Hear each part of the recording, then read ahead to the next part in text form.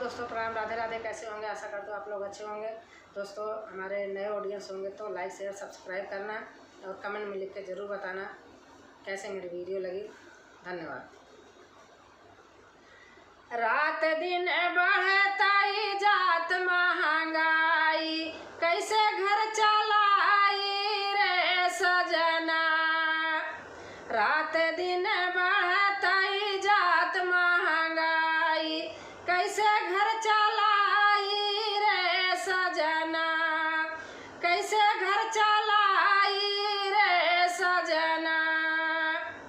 नुनवा महंगा तेलवा महंगा, नुनवा महंगा तेलवा महंगा, दलिया चौरन रे महंगा। नुनवा महंगा तेलवा महंगा, दलिया चौरन रे महंगा, कैसे घर चलाई रे सजना।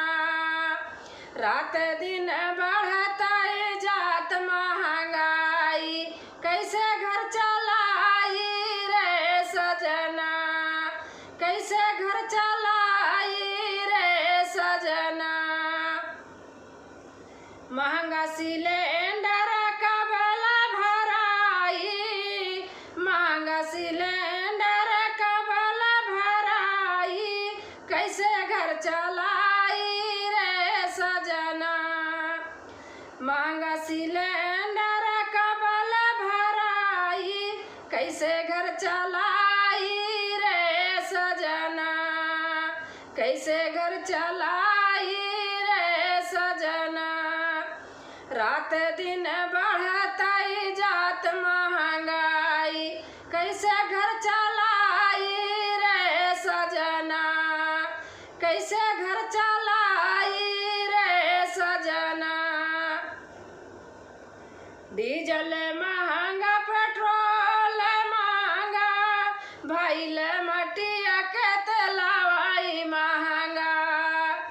डीजल महंगा पेट्रोल महंगा, भई मटिया का तेलवाई महंगा। भई मटिया का तेलवाई महंगा। महंगी फीसिया महंगा पढ़ाई, महंगी फीसिया महंगा पढ़ाई, कैसे घर चलाई रे सजना। कैसे घर चलाई रे सजना।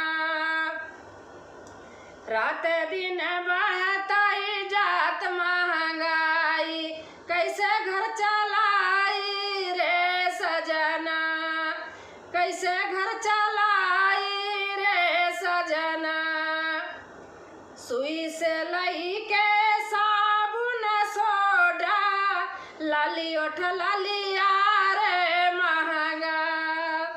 सुई से लई के साबुन सोडा, लाली ओठ लालिया रे महंगा।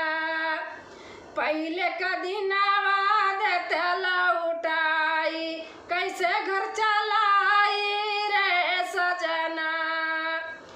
पहले का दिनवा देते लौटाई, पहले का दिनवा देते लौटाई, कैसे घर चलाई रे सजना। टाफी बिस्कुट खेल खिलौना, लागल रे महंगा। टाफी बिस्कुट खेल खिलौना, लागल रे महंगा। चनवा मारत बा महंगाई, चनवा मारत बा महंगाई, कैसे घर चलाई रे सजना। चनवा मारत बा महंगाई, कैसे घर चलाई रे सजना। बिटिया भइल दहेज भइल महंगा, बिटिया भइल दहेज महंगाई महंगा। बिटिया भइल दहेज भइल महंगा, कैसे ब्याह रचाई रे सजना। कैसे ब्याह